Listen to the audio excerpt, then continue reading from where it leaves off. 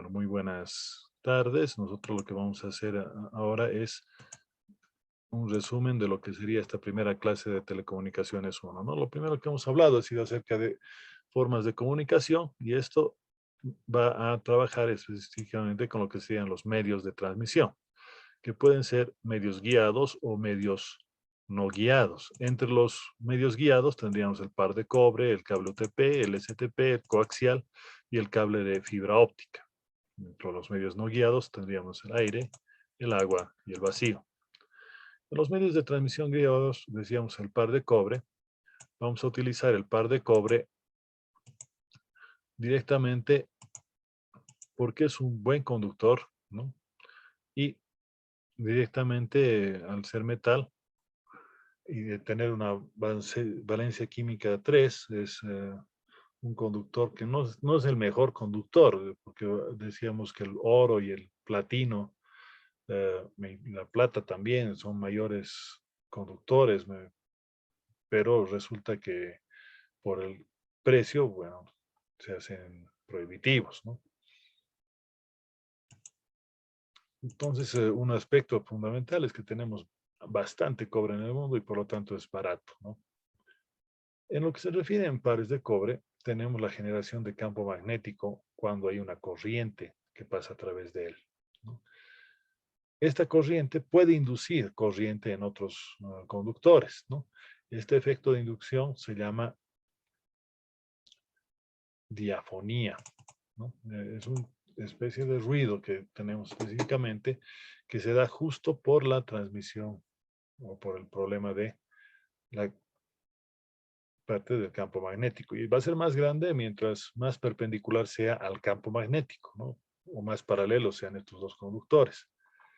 Entonces, la solución para llegar a que esta corriente inducida sea prácticamente cero es que se tenga 90 grados, ¿no? De tal manera que no se pueda inducir, por lo tanto, en el segundo conductor corriente, ¿no? Obviamente, si logramos este ángulo de 90 grados, pues la corriente va a ser cero. Obviamente no se puede lograr esto, pero sí se lo puede aproximar a través de lo que se llama par trenzado, ¿no? Y justamente el par trenzado,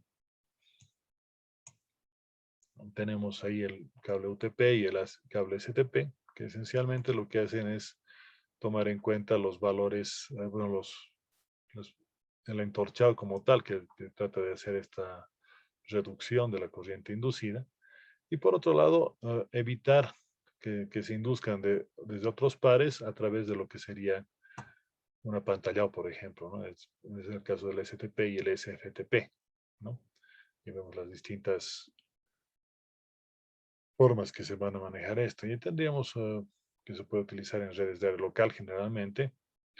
Y lo vamos a dividir en categorías, ¿no? Si analizamos la parte de categorías, bueno, según lo que decía Shannon, la velocidad de transmisión va a tomar en cuenta lo que es el ancho de banda por el logaritmo de 1 más la relación señal-ruido, ¿no? Donde este valor de ruido nos va a implicar que se pueda transmitir a mayor velocidad o menor velocidad. Si analizamos y sacamos un límite, por ejemplo, cuando n tiende a cero, es decir, cuando el ruido es prácticamente nulo, nos va a salir prácticamente el logaritmo de 1 más infinito, es decir, infinito por cualquier b que tengamos va a ser infinito, que significaría una velocidad de transmisión infinita que podríamos transmitir a cualquier velocidad sin importar lo que queramos transmitir. Pero eso siempre y cuando esa relación fuera cero. Pero como no es cero, obviamente la velocidad de transmisión va a tener un límite para cada medio de transmisión. Ahora bien, lo que sería el logaritmo de cuando este tiende a infinito va a ser la división prácticamente cero y esto va a ser prácticamente 1 y logaritmo de 1 es cero, ¿no? Una velocidad de transmisión cero significa que cuando hay un ruido muy grande no va a poder transmitir. En el caso de transmisión tendríamos un ancho de banda de 100 MHz, por ejemplo, para lo que sería la categoría 5 y para categoría 10 estaríamos hablando de 75 gigahercios aproximadamente, ¿no? Que va a permitir unas velocidades de transmisión, por ejemplo, en uno intermedio que es categoría 7 de hasta 2.5 gigabits por segundo, ¿no? Una otra opción es el cable coaxial, ¿no? Donde vamos a eliminar el efecto del campo magnético, ¿no? Y tenemos, por ejemplo, lo que es el cable de fibra óptica, ¿no? Que, donde la transmisión como tal va a ser la luz y existen dos tipos de fibra, las monomodo, multimodo, que pueden trabajar con índice escalonado y multimodo. Bueno, en la carrera de electrónica y telecomunicaciones tenemos toda una materia, les decía que hablaremos de fibra óptica, así que no habría mayor problema en ese sentido. ¿No? Entrando a lo que sería ya la materia como tal, hablaríamos de lo que es las características de una señal en el dominio del tiempo, ¿no? Esencialmente, ¿qué es lo que nos muestra esta ecuacióncita? Son 4 parámetros que vamos a poder ver la señal, ¿no? Por ejemplo, el tiempo, que va a ser en este caso nuestra variable independiente, al cual vamos a decir que la señal depende del tiempo. Y tenemos otros parámetros como lo que es amplitud, que sería el tamaño máximo que se tiene en la señal.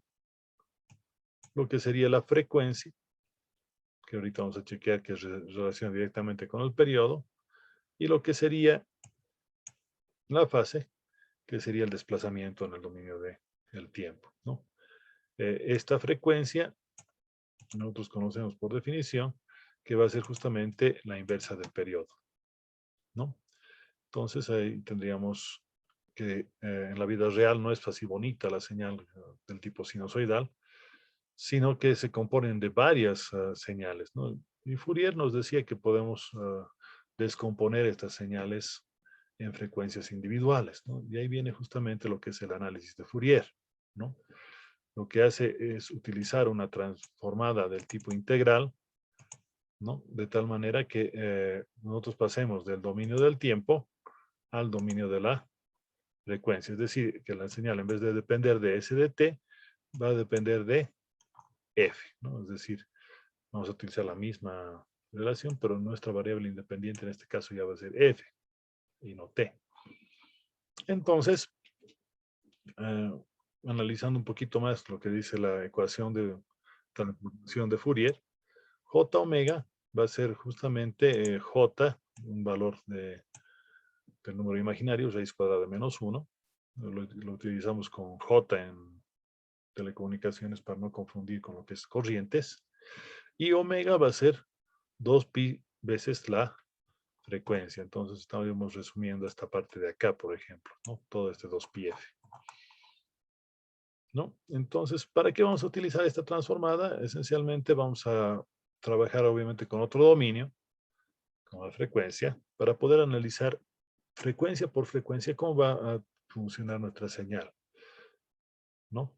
Por un lado, el ángulo que estaríamos analizando acá, y por otro lado, lo que pasa en el tiempo, uno por uno, ¿no? En ese caso, lo más interesante que podemos analizar es justamente esta amplitud, ¿no? Entonces, la amplitud se va a reflejar en lo que es la magnitud, tomando en cuenta las distintas frecuencias, y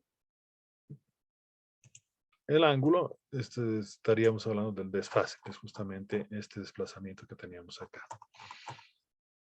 Para sacarlo en términos matemáticos, nosotros tendríamos que, una vez que ya está transformada en el dominio de la frecuencia, podemos sacar la parte real y la parte imaginaria, porque se dan cuenta de la transformación que decíamos un momento, está tomando números complejos, ¿no? Por lo tanto, la salida también va a ser compleja. Y vamos de una parte real y una parte imaginaria, ¿no? La parte real al cuadrado más la parte imaginaria al cuadrado en raíz nos va a dar lo que sería la magnitud. Y el arco tangente de la parte imaginaria sobre la parte real nos daría la parte del desfase.